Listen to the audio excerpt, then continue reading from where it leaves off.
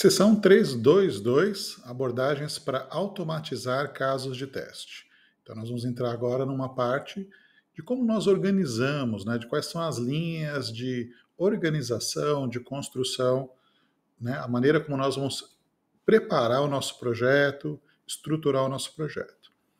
E aqui vai ser interessante, porque a gente, embora fale, né, das abordagens, né, relacionadas a essa automação desses casos de teste, né, dessas situações, nós vamos primeiro entrar no detalhe das sequências de ações, ou seja, como que nós vamos automatizar, codificar, representar essas sequências de ações. Então, é importante a gente entender que, embora a sessão fale de casos de teste, esses casos de teste são construídos também seguido a uma maneira de codificar, uma maneira de você organizar o código dos passos, não do fluxo como um todo necessariamente, mas como você vai codificar esses passos, tá? Então é importante diferenciar o caso de teste, que é o nosso fluxo, o nosso caminho a ser testado, a situação a ser testada, das sequências de ações. O caso de teste precisa ser traduzido, né, codificado em uma sequência de ações, uma sequência de passos, né? E é isso que a gente faz com o software que está sendo testado com o nosso SUT. Essa sequência de passos, ela pode ser documentada na forma de um procedimento de teste, que seria a visão manual, né? O procedimento de teste é o passo ali que você escreve no caso de teste, né? Acessar tal site, clicar em tal botão, ou mesmo na forma de uma automação, ou seja, a instrução exata que faz você abrir o site, a instrução exata que faz você escrever ou clicar num elemento. Além dessas ações, a gente tem que tomar uma decisão de como a gente vai trabalhar com os dados. Se os dados vão fazer parte dessa sequência de ação ou se os dados vão ser lidos de outro lugar. E isso a gente vai perceber que faz uma diferença nessa forma de organização, tá? E a gente também, além de a gente dizer como que esses passos são codificados, além de nós dizermos se esses passos vão ter dados ou não, ou seja, vão ter dados ou vão ler dados de algum lugar, a gente também tem que identificar, a gente também tem que escolher como que a gente vai fazer as verificações, ou seja, os testes mesmos, as checagens ao longo desse fluxo automatizado. Ou seja, como que a gente verifica qual é o resultado esperado. A gente vai verificar isso manualmente, ou seja, vai ter uma pessoa olhando, né, a automação executando para dizer se passou ou não passou.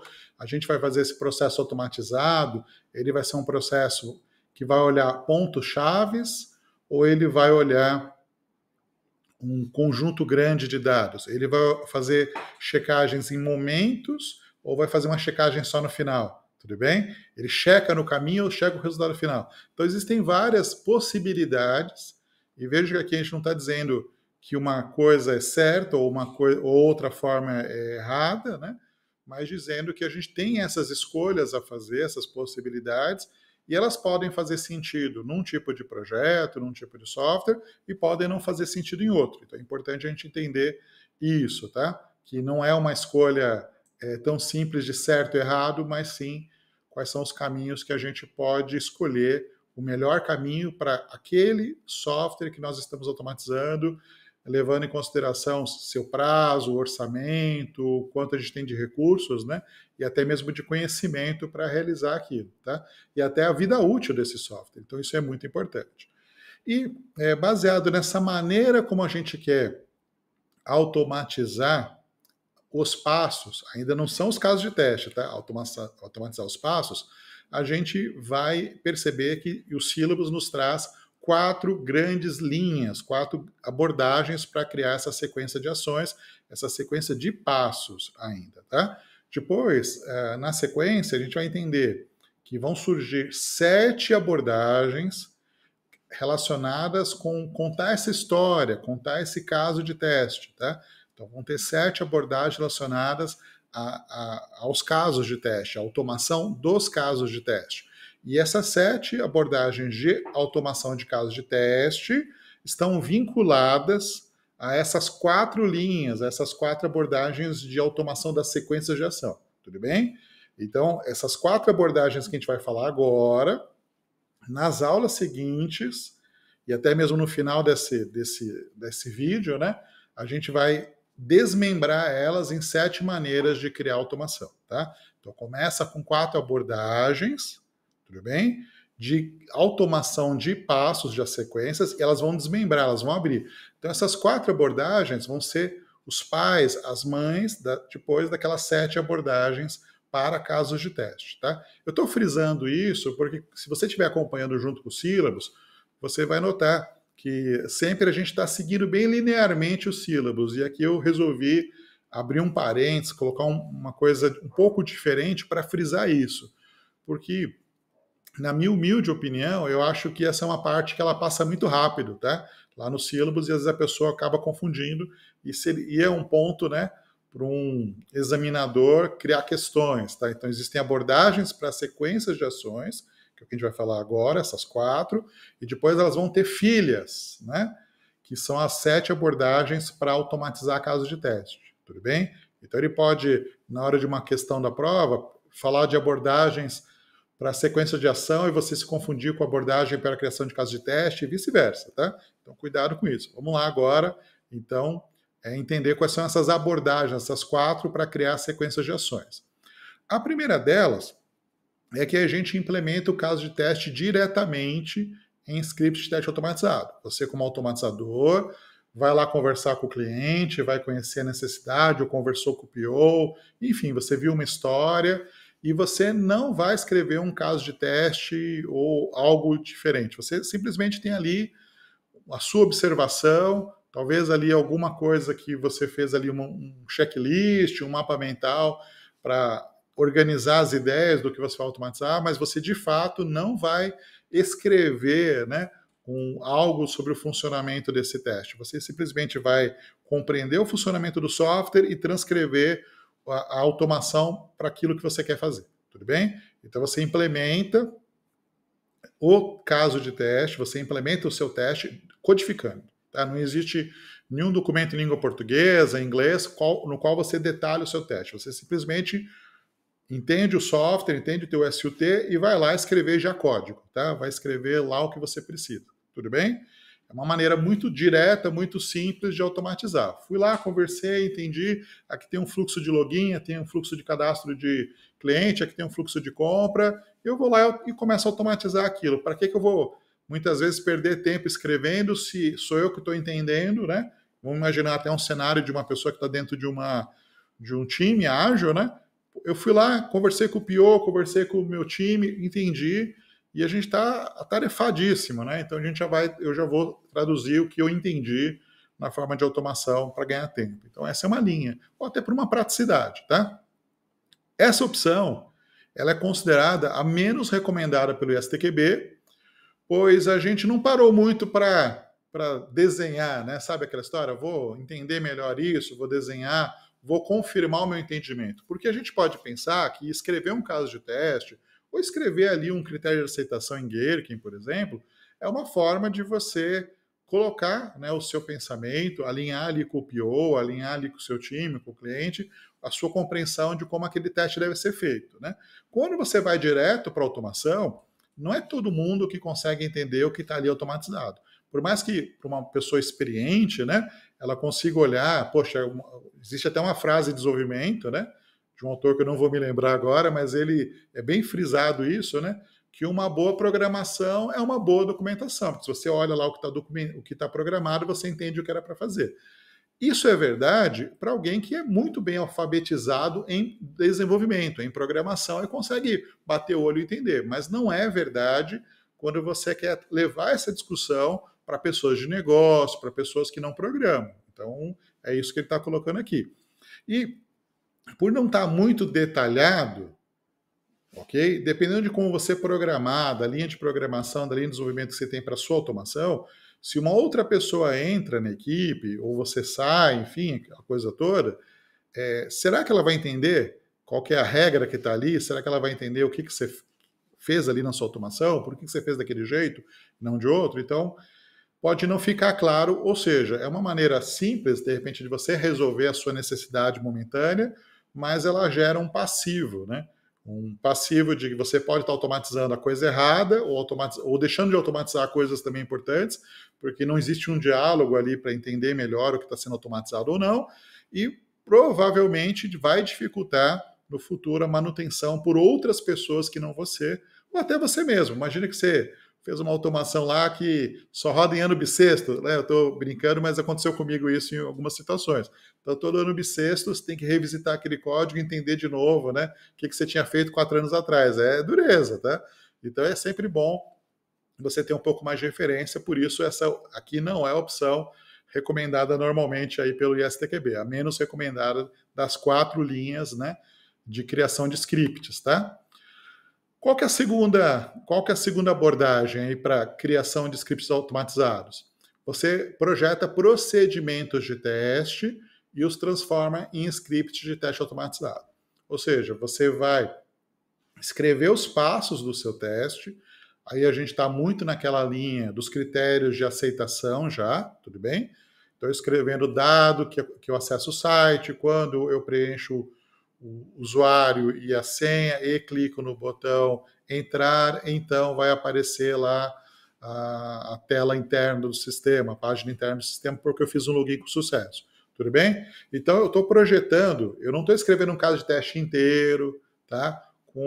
Necessariamente com pré-condições, necessariamente com objetivo, necessariamente ali com dados ou sem dados, mas eu estou ali escrevendo, né, um cenário em Gherkin, estou escrevendo ali, descrevendo o funcionamento básico do sistema, e depois que eu escrevi esses passos, né, esses procedimentos de teste, né, justamente ali como fosse um arquivo feature, né, que está ali em português, em inglês, como que o software deveria ter o comportamento, ou seja, facilita com que uma outra pessoa no futuro olhe e entenda o que eu queria fazer, por que eu fiz aquela automação, o que aquela linha de código representa. Esse bloco de código está associado a essa linha aqui da feature, essa linha aqui do cenário. E isso facilita tanto a manutenção, como facilita discutir com a equipe de negócios, né? Então, ter o procedimento ali básico já é um ponto interessante. Então, essa opção ela já tem o que a gente chama de abstração, ou seja, ela já conversa aí com o público de negócio, mas ela depende ainda que a gente automatize os passos. Então, eu tenho uma camada de negócio, que é o que ele chama de abstração, e tem uma outra camada de codificação, tudo bem? Ainda sendo feito pela própria pessoa. Ué, como seria diferente disso? Então, vamos entrar aqui na terceira forma. Na terceira forma, o TAE, ele vai utilizar uma ferramenta, tudo bem? E aí a gente começa a entrar em alguns cenários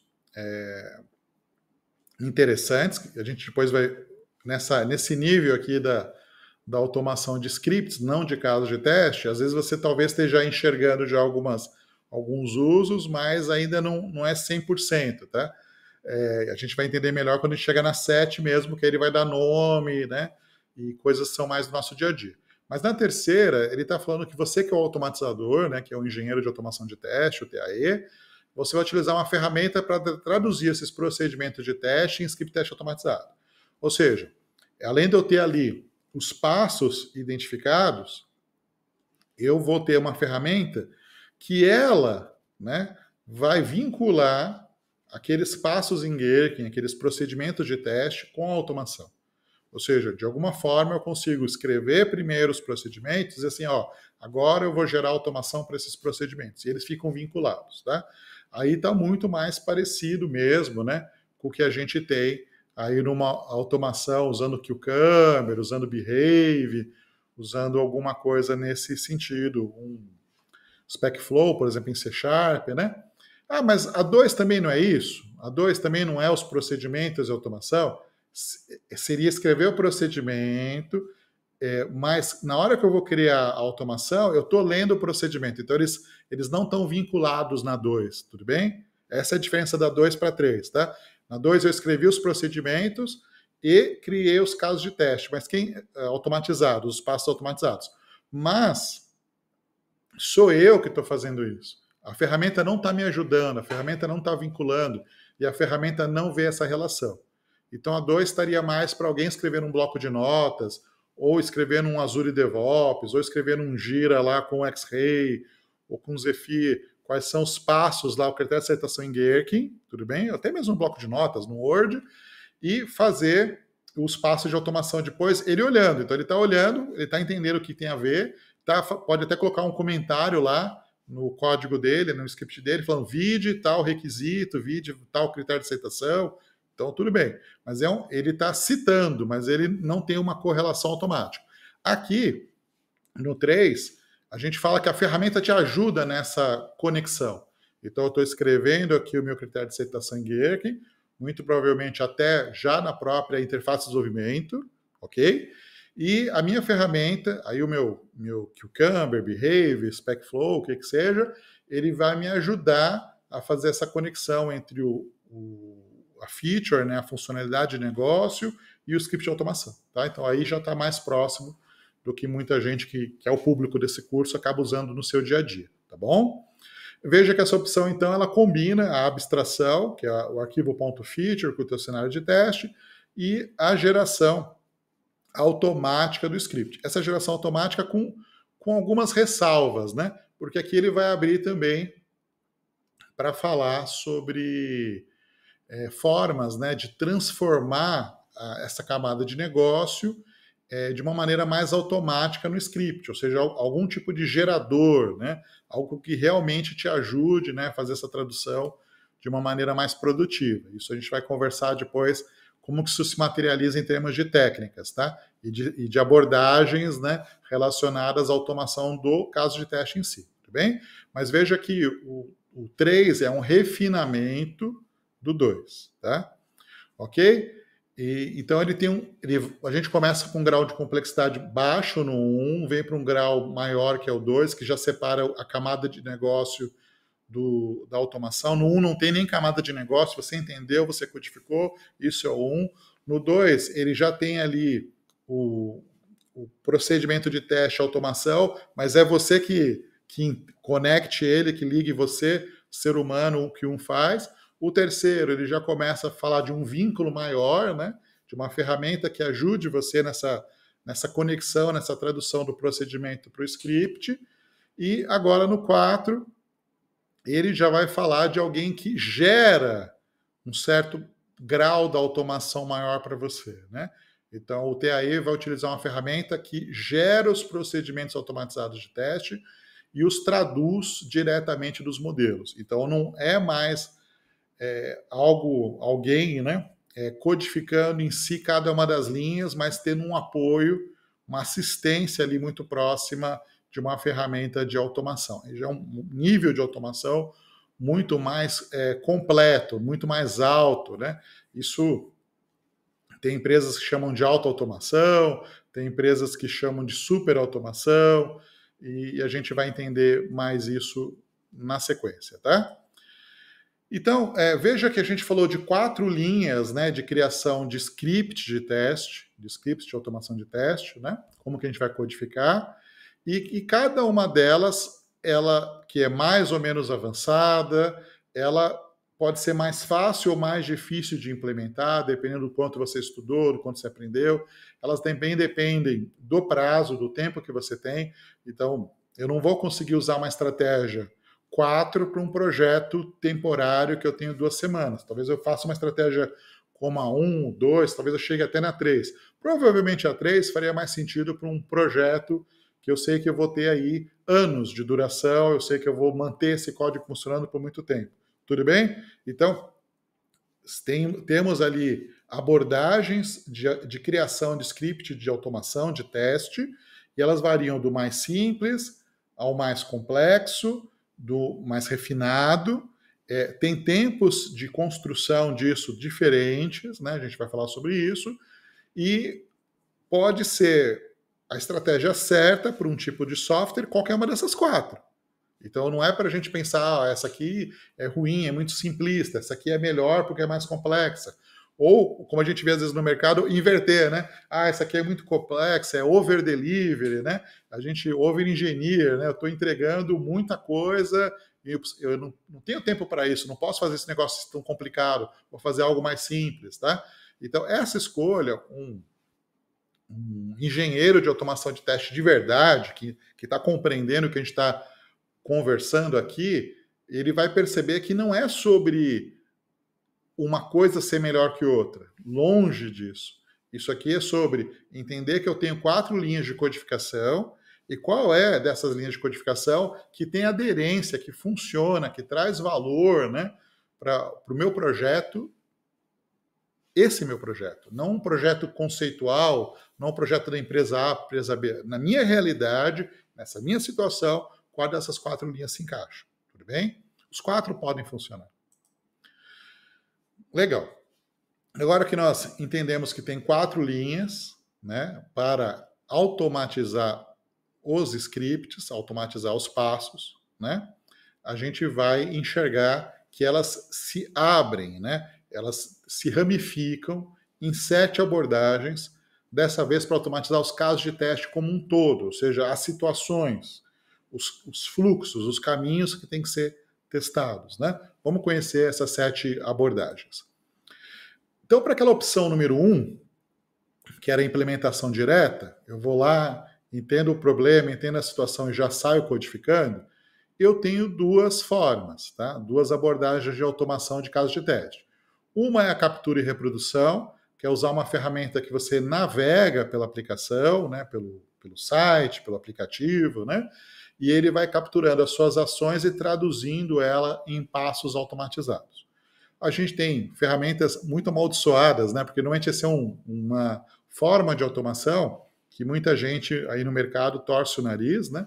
Mas elas têm sim uma utilidade em termos de produtividade e uma utilidade até para crescer cobertura em vários cenários. Então não torça tanto o nariz para elas, vai entender melhor quando elas se aplicam, né? Eu acredito que numa empresa que está adotando automação, que está começando, que precisa escalar um pouquinho mais rápido aí para cobrir mais, pode ser muito, pode não, é muito interessante, tá? E essas ferramentas, a gente vai entrar mais detalhes em cada uma dessas 7, a gente vai ter, na verdade, uma videoaula sobre cada uma das 7, né? Mas a captura e reprodução, ela tem essa característica de que você não precisa codificar ou codificar muito, ela simplesmente vai gravar o que você está fazendo e já gerar uma automação. Segunda possibilidade é fazer o script linear, ou seja, eu sei que aqui é um login, eu vou lá e faço o meu script de login, eu sei que aqui é um cadastro, faço o meu login de cadastro, eu sei que aqui é um login de um carrinho de compra, eu faço o fluxo de compra, tudo bem?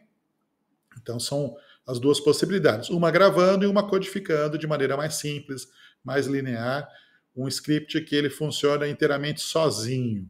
Ele não usa nada de outra parte do código, entendeu? A ideia do linear, ele é um script que eu pego e executo ele. Se eu levar ele para outro lugar, ele continua executando. Ele não tem nenhuma dependência maior ali no projeto. Ele é mais desacoplado, como o pessoal costuma falar.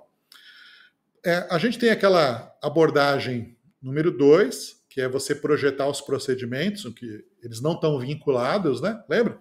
Escreve aqui o que você enxerga que o teste deveria fazer, seu critério de aceitação, por exemplo, e aqui você escreve a sua automação. Ou usa uma ferramenta que traduz ou vincula, né, esse procedimento, esses critérios de aceitação em uma automação e mantém esse vínculo, tá? Então, aqui a gente tem 3 linhas. Uma é o script estruturado, que é aquele que a gente vai criando bibliotecas, funções que são usadas em vários lugares. Então, por exemplo, de repente eu tenho vários scripts lineares que tem que passar pelo login. E se eu estou aqui no script estruturado, provavelmente eu tenho um script de login que os scripts de cadastro, que o script de compra, que o script de acompanhamento de pedido usam. Tudo bem? Então eles chamam aquele script de login. Então o script estruturado, ele tem já um reaproveitamento de código, ele tem uma organização maior, tudo bem? E a gente vai para 2 que são mais familiares aí para o pessoal, que é a abordagem orientada por dados, então o famoso script data driven, né? Data driving, no qual você lê uma massa de teste, né? Isso é muito interessante, muito interessante, né? Podem ser exemplos, né? No caso de um Gherkin, podem ser dados que ele lê de uma planilha, de um CSV, de um JSON, mas ele usa os dados para multiplicar. Então, o script estruturado, ele ainda está naquela linha de um script, uma situação sendo testada. Na abordagem orientada por dados, bem como na abordagem orientada por palavras-chave, eu já tenho como pegar um caso de teste e enxergar quais são as variações deles e tratar essas variações por massa de dados. Então, eu tenho que fazer teste de uma parcela, 2 parcelas, 10 parcelas, 12 parcelas. Aqui eu tenho um teste com bandeira Visa, com bandeira Elo, com bandeira Mastercard. Eu não vou ter que ter um script para cada combinação de situação. Eu vou resolver essas combinações criando um script único, que a gente vai ver mais para frente, que é o tal do script de controle, e ele vai ler uma massa, e essa massa faz ele testar com as mais variadas parcelas, com as mais variadas bandeiras. Tudo bem? Então é isso que a gente tem aqui, orientado por dados e orientar palavras-chave, keyword driving, né, como alguns também referenciam em inglês, em que a gente tem uma linha em que eu tenho termos, né, que eu vou criando um vocabulário, aí vai entrar até numa profundidade maior, né, da questão de você criar um domínio, né, do sistema, né, então abordagem direcionada ao domínio do sistema. Então você vai ter palavras-chave que todo mundo entende o que aquela palavra-chave significa e qual é o contexto para usar, enfim. Então, a gente tem, por exemplo, isso muito relacionado ao ATDD, o pessoal que usa Robot Framework também tem o conceito ali na ferramenta, embora o pessoal use, às vezes, não necessariamente com essa visão, mas existe ali a possibilidade de você implementar diretamente um vocabulário, né, e um sistema de palavras-chave, né, de criar uma automação orientada a palavras-chave, tá bom? Então, veja que aí você já tem uma automação que já parece mais com o nosso automação associada ao Cucumber, ao SpecFlow, ao Behave, ou um Robot Framework. Então, aqui você tem um domínio de muitas outras, né? Isso aqui também poderia ser feito com Selenium, poderia ser feito com Cypress, então isso tudo é viável, né, nessas 3 linhas aqui da opção 2, tá? Então, a opção 2, projetar procedimentos, e a opção 3, traduzir procedimentos em scripts. Todas elas podem seguir nessa linha, né? Essas 3 técnicas. Vamos entrar mais a fundo nela. Já para a opção 4, que é traduzir modelos em scripts, a gente vai encontrar uma linha de menor frequência de você observar no mercado de trabalho alguém fazendo esse tipo de automação.